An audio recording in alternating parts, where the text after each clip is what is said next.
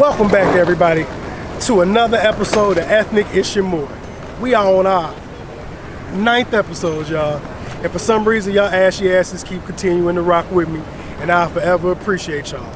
Today, we're going to talk about Ed Reed getting into the Hall of Fame, two young brothers named Shane and Nigel Mushambi and their business. We also going to talk about Robert Kelly asking for shit he don't need, and Busta Rhymes being stronger than he needs to be. And my wonderful and lovely special guest is St. Louis' very own Melanie Marie. We got a lot to talk about, y'all. Tune in to today's episode. Bad mama, see to give me one time. You know I love it how you do. I've been staying busy pressing decline. You know I can't get comfortable. Out in LA where the pretty girls rule. Bad little vibe, girl, I love the way you move. Running up a check. Alright, so I want to give a major shout out to the football safety of the Baltimore Ravens. Ed went to the University of Miami, Ed Reed, on being inducted into the Hall of Fame of the National Football League. Now, even though that seems like a big feat, which most people don't make it in, not only did Ed Reed get inducted, he decided not to wear the standard polo with the Hall of Fame logo on the chest, but decided to wear a white t-shirt that provided different faces of African-American people who died at the hands of not only police officers, but as other citizens killing them but didn't deserve justice. He had Tamir Rice, Sandra Bland, Eric Gardner, and Trayvon Martin on there, just to name a few. So once again, shout out to Ed Reed on being inducted into the NFL Hall of Fame, and bigger shout outs for you standing up in a political stance and using your platform for the betterment of black people and social justice issues.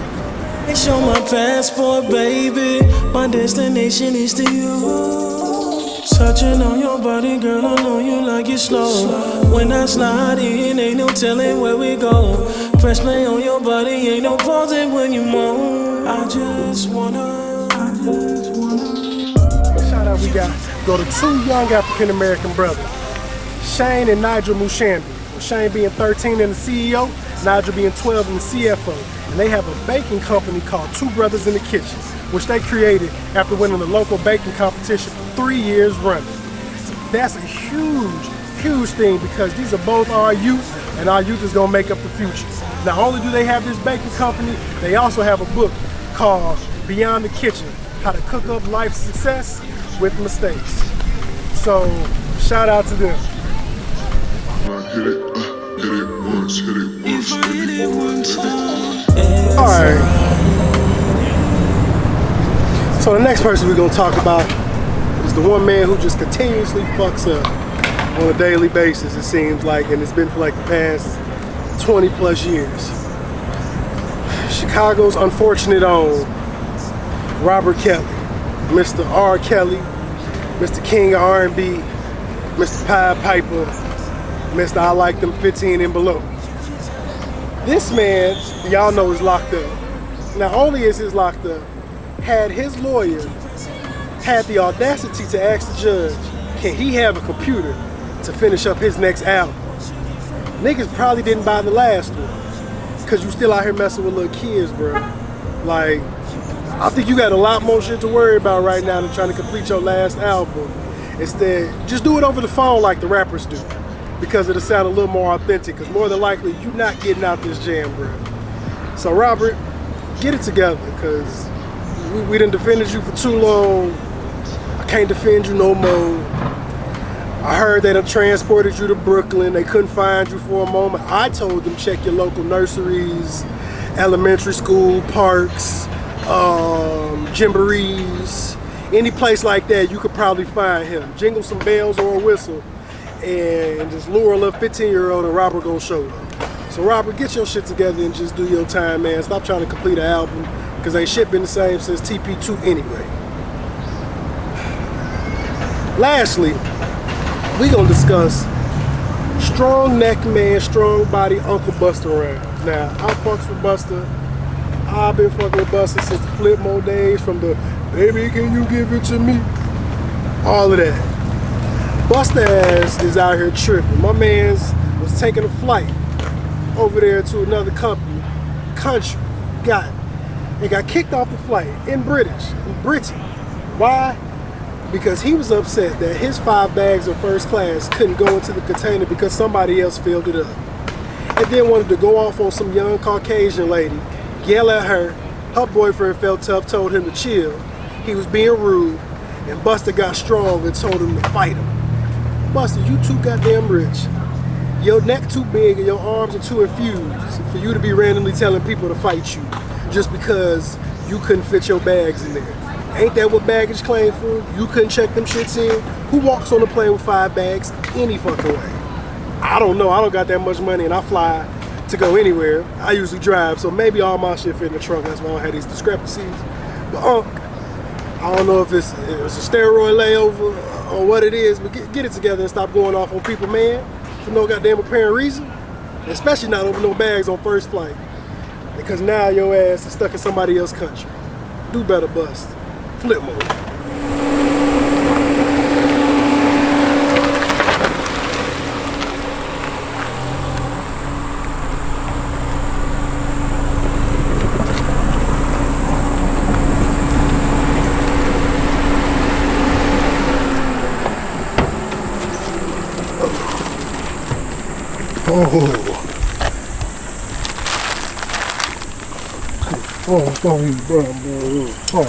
How y'all doing? I know how to bring this cookie, goddammit. Yes. Hello, hello. Hey, what's going on? Good to see you. Good to see you as well. Bring you the I get cookies. some butter cookies. The Dollar Tree special, you know. This is official right here. It's official now. Yeah, it's on. Okay. So, Miss Melanie Marie, as your name is on Facebook. I read over kind of a few things I see you got going on. I know you're a mother. I know you got your hands in so many other programs. So allow my viewers and potential customers or people to get active with you. What you kind of got going? Okay. Well, the 2 main things that I have going on are Court Watch STL, which is through Color of Change, the National Social Justice Organization, and then also my business Nubian Stone. So those are my 2.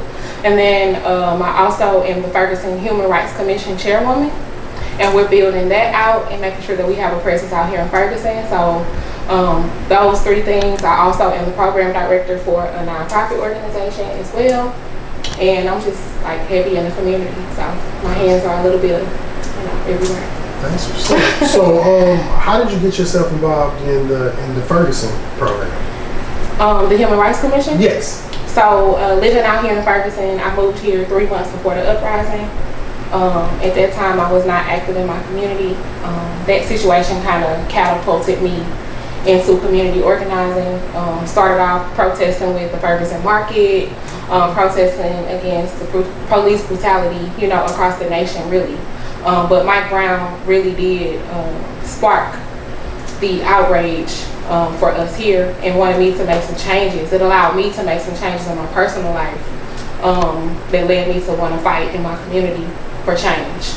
And so I began to just organize here. It always starts at home. So I began to see what the needs were here. Our councilwoman across the street indicated that we needed boards and commissions to be filled. This Human Rights Commission was one of them. And I noticed that there were no young people on the Human Rights Commission at all.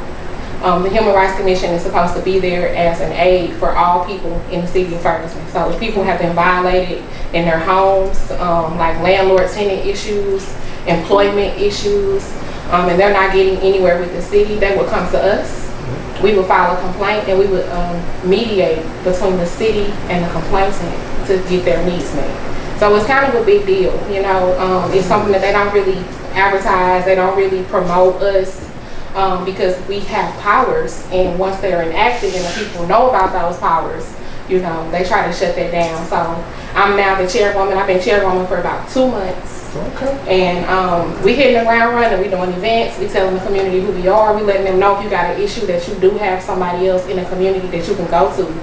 If you don't want to go to police or to the council people, you can come to us and we'll be able to help you. That's dope. Well, congratulations on that. Thank you. So y'all pretty much, y'all advocate, on people's behalf. That's super dope, because it's kind of, I ain't gonna say some people intimidating, but trying to go to the officials about problems feeling like it's gonna fall on deaf ears, but knowing people and a team of people got power to actually do that, is gonna stand behind you and push and talk for you. Yeah. I think that's super cool. Yeah, because retaliation is huge. You know, when you speak out against things, when you're vocal, when you file complaints or you do things like that, like out here in Ferguson, that stuff is real. When they talk about activists being killed, when they talk about people suffering from mental health issues and having PTSD and going through those things, so when you begin to open your mouth and speak out, it's hard, you know. And so you need that. You need a resource. You need an advocate. You need to let the community know, like, we come together, so that you can't just attack one of us. We've lost 6 people out here in Ferguson, you know, doing what we do. So this is some heavy work that needs to be done. Uproar, you know, that you were witnessing within Ferguson, is that something that did that kick off the Court Watch STL, or was that already something established prior to? Okay, so this past last year has been like a whirlwind for me. Wow. So I wasn't into politics at all. I've never been involved in political races, campaigns, or anything like that. But last year we had a St. Louis County prosecutor seat that came up. And most people don't know that the prosecutor is the most powerful role in the justice system. They are who can decide whether or not you are even tried, or whether you are not you are even charged for the crime. So before it gets to a judge, before it gets to any of that, the prosecutor examines your case and says, probable cause to charge you or not. Legs in one hand. And so this seat was open to Wesley Bell, who is now our St. Louis County prosecutor. But at the time, it was Bob McCulloch. Bob McCulloch was over Michael Brown's case and many other cases along the last 27 years, right? So Color of Change, this national social justice organization, got wind that this case, that this campaign was about to start. And they wanted to get involved so that we can get a black prosecuting attorney in for St. Louis County. So they came in, they set up an office in Ferguson, they asked for volunteers. I connected it directly to Michael Brown and this seat, and how they were able to manipulate a grand jury to get, you know, Darren Wilson off. And I said, I want to get involved in this. If there's anything that I could do to get this man out of here, because I know this is not the only case that's been affected, right? So we started hitting doors. We campaigned. I didn't get paid a dime, but I got to see how campaigns work, what they do, how they operate. And I worked with Color of Change through this process, and we won.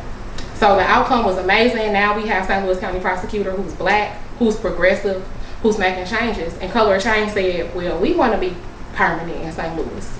So at first they would go from city to city helping with races, but they said, we want to be in St. Louis. Like, St. Louis needs us. They have resources. They can do millions in petitions and all of this other kind of work. We need them. So they brought in themselves permanent. They asked me to come and lead this program. And so the program didn't have anything, didn't have a logo, didn't have a mission, they didn't have anything for it other than an idea. And they asked me to build it. And so this is a year later, after working, hitting the ground, campaigning, and all of that. Now I work for them on this contract to make this program successful. So that's kind of how it came about. That's super dope. So, I mean, I did my background research on Court Watch. Oh, yeah? So, okay. I know you sent me something that I could read over, which I thought was super dope. Like, how can people be involved in doing that? Okay, so what we do is we hold trainings once a month, sometimes twice. And we teach you the ins and outs of how the 21st Circuit Court works. We teach you what happens with the case from the time that you are the time that you are charged to the time that it's convicted or denied conviction. And we teach you that almost in the form of lawyer style. So you can understand how it works, and then you go into the courtroom with me, and then I show you what we do. And we have a form that we fill out that asks questions. So the basis of everything is the data, collecting the information. How many black people are being incarcerated? How many people are being given GPS monitoring bracelets? How many people cannot afford their bail? All these things are being watched on this form that you fill out. From there, you only do it once a month, right? And that's your contribution to the program. So you will go into the courtroom, and it takes about 3 hours of watching. You fill out the form, and it's crazy what you see when you're there. It's really eye-opening, the types of things that you learn or exposed to. And you just basically, you sign up with us, you get trained, and then you can do it at your leisure. We provide the schedule for a month in advance, and you can say, hey, I'm off for a few hours on Monday, I'll go down there and court watch. And you will turn in your form back to me, and we use that data to push for policy changes at the end of 6 months. So what we find and what we see that's wrong, nobody is in there to watch them. Once these laws get passed, once your cousin in there with them shackles on, nobody else is in there. The lawyers work together, the public defenders work together, everybody works together. Nobody is on your side. So who is out there watching you to make sure that they're doing what they're supposed to do for you? And so that's what we do. So yeah, that's hella dope, especially me being an actual criminal justice major. I graduated from Lincoln University in Jefferson City, Missouri, so I know a lot about that was what was kind of going on out here. I wasn't too familiar with St. Louis, but having a lot of friends from here, I heard about all the social injustice that's been happening for years. So I mean, I commend you on pushing for these changes for not only our people, but for everybody around here, so everybody not getting did wrong, because if we don't do it, they just gonna continue to keep it going. Thanks. That's true.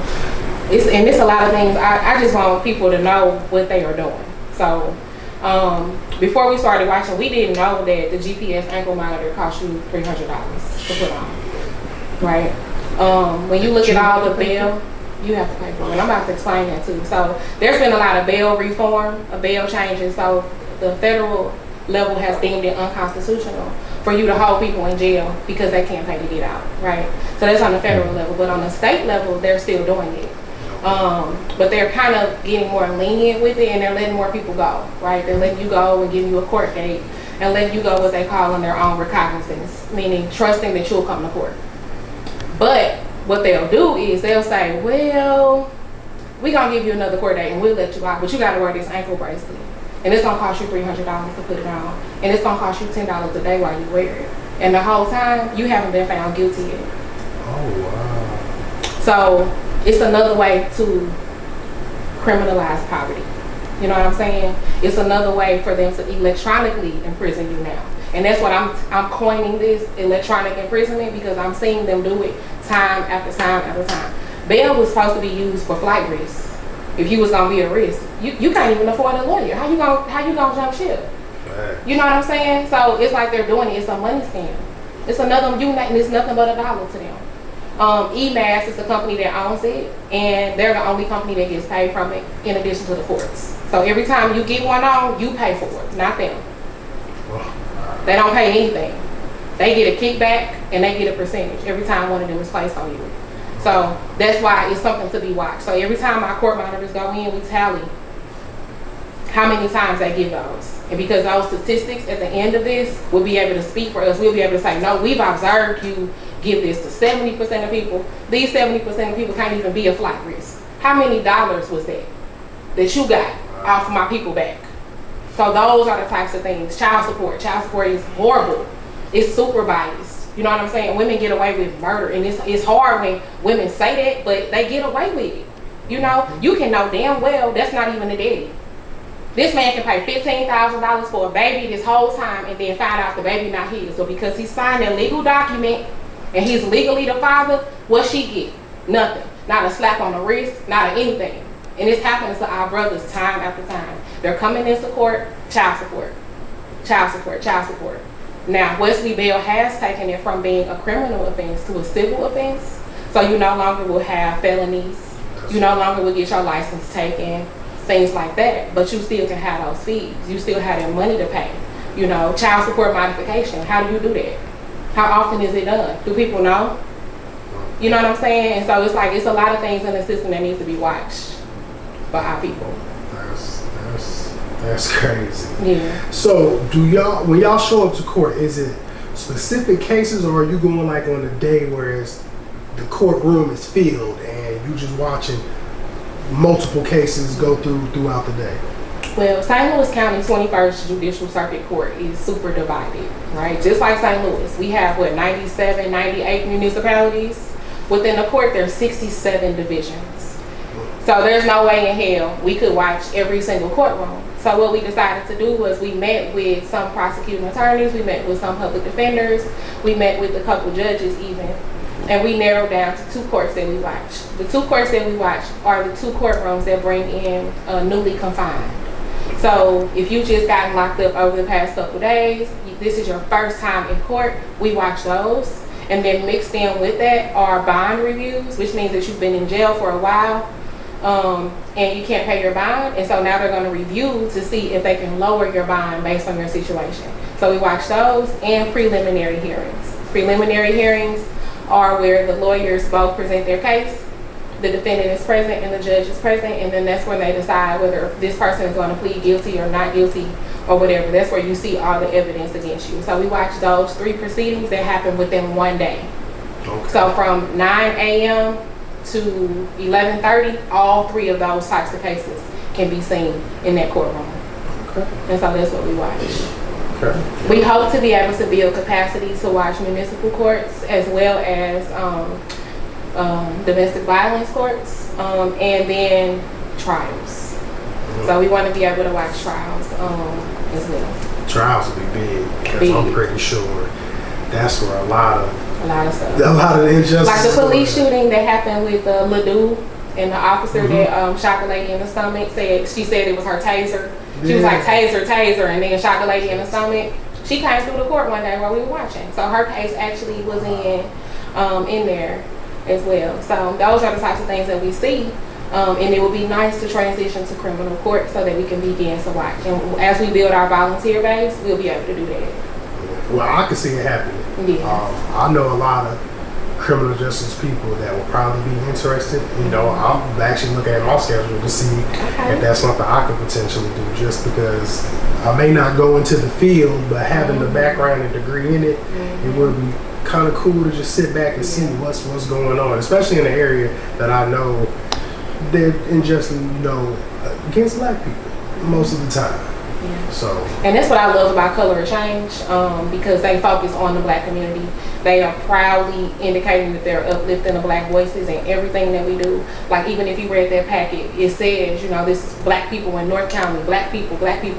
And it's different for me coming from corporate America. Working for an organization like this has been a change, because it's everywhere we go, every time, every event we do, mixers, everything is black this, black joy, black love, and so I love it. I love what they're doing, and they're making sure that we watching for our people in our city. All people, of course, but our people specifically. We have to. We have to, because, it may not be broadcasted as how you guys are, but everybody got groups like that where they only focused on them, and if they don't have them, it's because nobody's messing with them the same way they messing with us. Yeah. So to have you as well as a big team behind y'all that's pushing for the rights of black people, I think that's something super needed. Hopefully, I can see, I think this program needs to be everywhere in black communities. So I hope that it reaches that far. Yeah, I hope so too. That's what's up. Besides all the things you got in the community, you are a business owner. So I read a little bit about that, but I wanted to hear firsthand. So what really is Nubian Stone? Nubian Stone is my small business that I opened about 6 months ago. I am a crystal healing practitioner. So I went through a training where I got an understanding of how crystals grow, about energy, frequencies, vibrations, and all of that stuff. And I decided that I wanted to be able to extend this opportunity for my community, to have a safe place to get these things, to have an educational place to get these things, and be able to know what they are. These spiritual tools like crystal, sage, Palo Santo, all of these things do stuff, right? They come from the earth. God made them, and we're spiritual beings, and so that's kind of what my business entails. It's alternative healing. This started because about 2.5 years ago I was going through a divorce, and I was in a really rough space. I had been through some domestic violence. I had been through just a lot, and this lady that I met gave me a stone. I've always been a spiritual person, but I grew up Christian, and I grew up just being taught what to believe spiritually versus going through things myself. And she gave me this stone, and I think I still have it. And it was inside of a ring, and it's called carnelian. And so when I looked up carnelian is actually one of the stones that's in the Bible that was given to Aaron by God to protect his breastplate as he began to go through his priesthood. And carnelian is good for emotional healing. It's good for abuse. and all of those kind of things. And I thought it was odd that this woman that didn't even know me had given me this stone. It was in a ring. And it made me want to look more into this. And I learned that crystals grow from molten lava places, that grow in caves, and all of this stuff coming directly from the earth. And if you believe that everything is energy, then you believe that what God made can emit those same energies. And so I began to do my studies, and I began to use for practical ways on how people can use them. So I make bracelets, I make earrings out of crystals, because I want people to know, like, it's not just you don't have to be just some weirdo with a rock in your hand. Like, you know, you can have practical ways to use your stones. Stones are a focal point. They're not necessarily the magic, but they help you to focus your mind and your energy onto something else. This is pyrite. This is one of my most popular stones. It's a super negative energy blocker, and it also brings wealth and abundance of anything, abundance of love, abundance, prosperity, abundance of joy, all of it. And I have multiple stones. I can wrap them into jewelry. This is aqua obsidian. A lot of my stones are also ethically sourced, so they come from places like Peru, Madagascar, imported, etc. I also hand wrap my own sage. Sage is a cleansing agent. It comes with roses. This one has rose and lavender. I have full bundles. I mean, any types of tools that can help you along your journey. If you need help with meditation, all of that, you can come to me. And so that's kind of where it all started, and a little bit of what I have.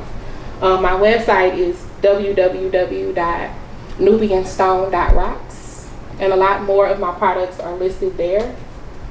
And my fellas like my dice. Onyx dice, so these are hand carved dice. If you're into numbers, numerology, anything like that, I roll them every day, because you got to watch the numbers that follow you. So look that up too when we done. And another hot seller, my hand carved crystal pipes. I call them my peace pipes. So this is pink turquoise, and they can come with an emblem. This has Saturn on it. You can get the moon, you can get stars, and you can just put your herbs in here and you smoke them, whatever herbs you like. Candles, tea, all of that. Crystal Bible. Crystal Bible, I sell these too. And you can get your crystal Bible. It'll show you the crystal, what they do, why, all of that jazz. So this is more about education more than me making a bunch of money. Any of my clients will tell you I work with my people, but more than anything, I just try to educate everybody. So that's Nubian Stone in a nutshell. So, I mean, we discussed everything that you do, but tell people about you and everything that's kind of led up to the woman that you are today. I am something else. You know what I'm saying? Like, for real. People don't know if I'm spiritual, if I'm ratchet, if I'm a badass, if I'm, you know what I'm saying? Like, it's just a lot of layers to me. That whole Gemini thing, when they talk about Geminis being like on both sides and all of that stuff, that's real. I'm not a two-faced person, but it's a lot of layers to me, you know? Like I said earlier, mother, community person. I like to go out, I like to have a good time. I love poetry, I like writing, you know, all of those things. But I'm kind of hood a little bit. To be a North County girl, like, I'm just kind of hood. That's all. Let me show you a little bit about me. Okay. You know what I'm saying? I don't know if y'all ever say, what is that, velvet? I remember your best life. I don't know what this is, but this is my grill. I want to introduce y'all to the grill. Okay. When she put the grill on. Let me show y'all. Well, you like a whole new person. She becomes a new person. You know what I'm saying? That's what's up. So, the grill. The grill gets her own preacher. Hey, grill. What you doing? See? But no, let me take it off. I'm just kidding about that. But yeah, I just, I'm kind of hood a little bit. You know, I relate to people where they at. I like to meet people where they are. You know what I'm saying? Like, I can go on the block, I can talk to my people about what they need to do to get right. I can go to the church, I can go to the boardroom. You know, like, I'm a very versatile person. I consider myself down to earth. The small business thing is big for me, because I feel like our power, how we get our power back is that way. Yeah. You know, it's self-sufficiency. It's not going to have to ask nobody for nothing. When you look at places like Black Wall Street, in Tulsa, Oklahoma, and how they were burnt down to the ground, why were they treated that way? Because they were self-sufficient. They couldn't cross the railroad tracks and ask them white people for nothing. They had to be their own doctors. They had to be their own lawyers. They had to do their own hair. They had to pray for themselves. It wasn't nobody else they could ask. And our community needs to get back to that. You know, we don't have that anymore. So having a business means something for me. You know, and I want more of our people to do that. My daughter talks about she loves ice cream and all this stuff. And one day we was at Baskin Robbins and she said, "Oh, Mom, I'm gonna work here one day." And I looked at her and I said, "You can love ice cream all you want to, but you want to own this place, and you can have all the ice cream dreams you want."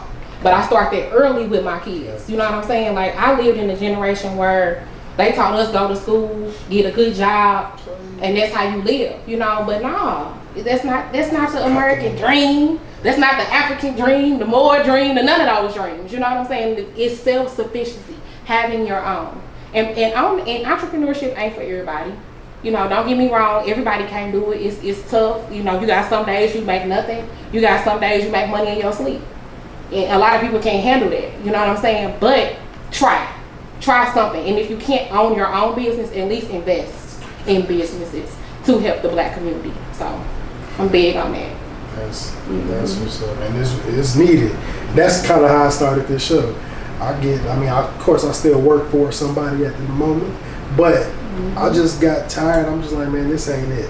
This 9 to 5 life, this is not me. I know this is not me because I wouldn't be waking up upset every day. I'm like, I need to find an avenue. And it took a long time to figure that out. And then I just kind of went skating one day, and this came about in my head, skate. So that's dope. And you doing it. You know what I'm saying? And that's the thing, just we gotta do it. We have so many things within us that we don't let out, you know, and that the world needs to see. That's fear. So, that's fear. Because I could definitely say that it took a long time for me to, I'm like, what do people on this? What do people on that? And I was just like, oh, okay. Like, you can't sit around waiting on people to be the reason why you push yourself to be the best you. And you gotta want it for you, which clearly you want it for you want it for the community. I think that's super dope within itself. That's cool. And more, I want to show y'all some stuff too. In my computer room, I have pictures and stuff like that I've taken. It's not a whole lot of them, but some of them are from the movement and some of the things that I've been able to see. I'm real big on pictures, like old school, because what if something happens to our phone or something, you know? So I print pictures and I keep them in my little workspace. So I want to show y'all that too. And my little award that I got this year. This is a big one for me. I got this award the week Nipsey died. Okay.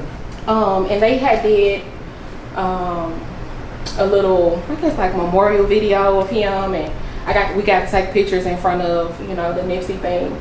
But I was always a fan of him before he died, you know, and I love music. So when he died, I was like, damn. I had always followed his philanthropic endeavors, you know, from everything he was doing, all his businesses he was involved in, all the community efforts, the efforts to end gentrification where he was, the store he had, the weed he was growing, like everything, you know. And so to get this award, which was the Community Empowerment Award, meant a lot to me. This came from Made Moguls. And I was honored with so many dope people in St. Louis, Marty Casey, Shakita Anderson, Chris Hill from Man Up STL, Robbie Montgomery from Sweetie Pies was honored that night too. It was amazing. It was amazing. Michael Woods, and just a whole lot of people. Daisha Kennedy from the Broke Black Girl. Kids were nominated that night, doctors. So to stand amongst these wonderful people that day meant a lot to me. Meant a lot to me. Well, that's super dope, and that means people watching and people paying attention to what you're doing. Yeah, I hadn't even heard of this when people was nominated, because you had to be nominated for it. And they were like, you had an overwhelming amount of nominations. I'm like, I'm just out here working. You know, I didn't even know. I wasn't telling people to nominate me or any of that. I had no idea. So big blessing. Big blessing. I mean, that showed that you're doing it for the right purpose. You're not doing it for a personal gain or financial gain. You're doing it because it needs to be done, and it's your purpose to do. Yeah. And that's super dope. Definitely. So about these Let pictures. me show y'all my times I come into this room, and it's where I get it in. It's this brain here and mine. A lot of late nights. It's probably some work stuff out here now, casenet and all kind of stuff.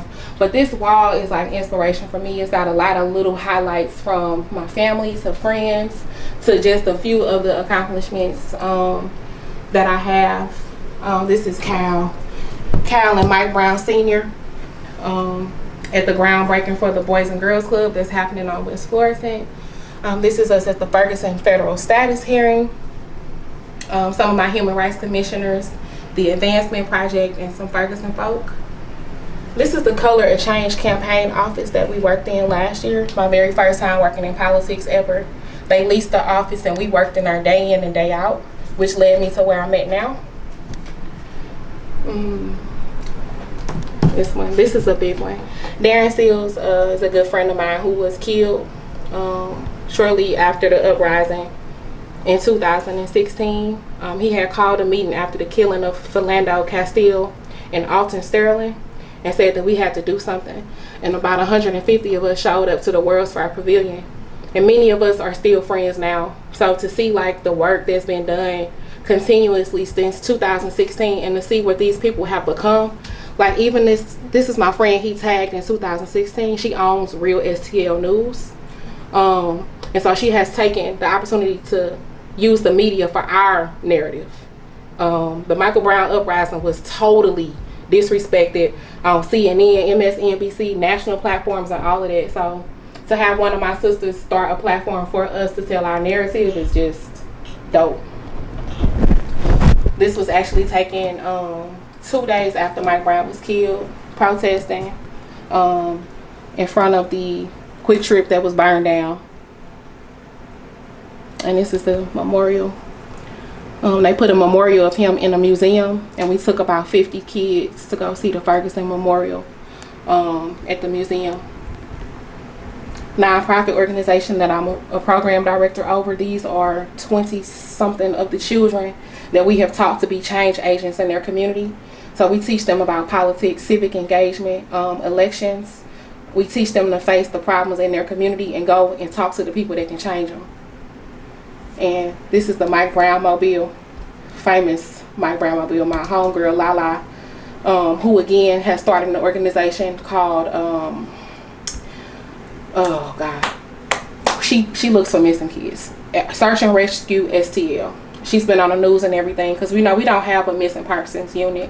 With all of the people that's missing here, we don't have that in St. Louis. So she started one, and they go out with flashlights and everything and look for kids. So, and then all of this up here is family. My mom, my dad, me when I was a baby. We actually got a resolution from Black Wall Street in Tulsa, Oklahoma for the work that we are doing. My sister, my kids, these my daughters. And I was Corporate Communication Student of the Year in 2015, which has led me to begin to make sure that, again, our narrative is told right. So, this is my little wall right here. Oh, and I'm certified in gunshot wound first aid, so if you get shot, I won't just pull my phone out. I'll be able to help you. So yeah, that's my wall. I'm gonna show y'all Darren too. Keep this one. I'm meditating this big old chart that I had since college, but this is Darren. This is his obituary. And he was killed. He was burned. Another Ferguson activist right there now. But people be forgetting, like, these people, man, you know, these are people lives, you know. People that was out here trying to change. Like, trying to change. So you know, we kind of wrapping everything up. You got your hands in a lot of things. How can people get a hold of you if they, you know, they want to become volunteers, if they want to look into Nubian Stone, get a consultation, maybe make a purchase? How can everybody reach you?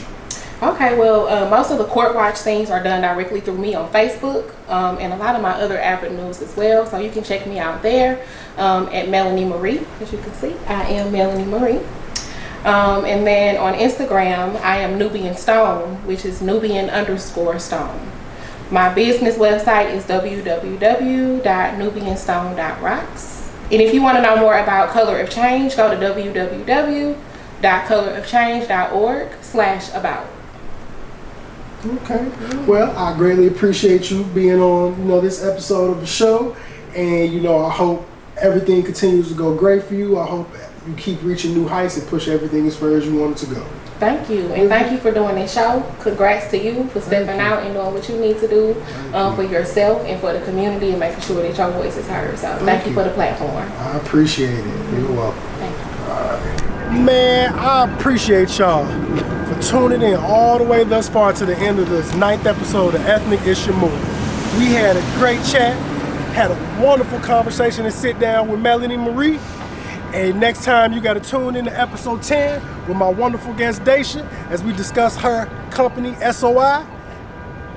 Man, I will keep talking to y'all.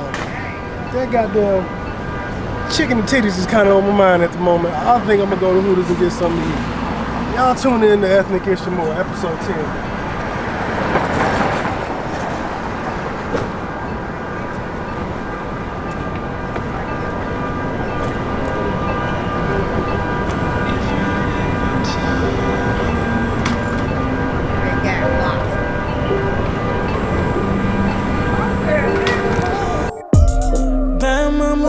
Give me one time, you know I love it how you do. I've been staying busy pressing decline, you know I can't get comfortable. Out in LA where the pretty girls rule. Girl, I love the way you move. Running up a check, spin it all over.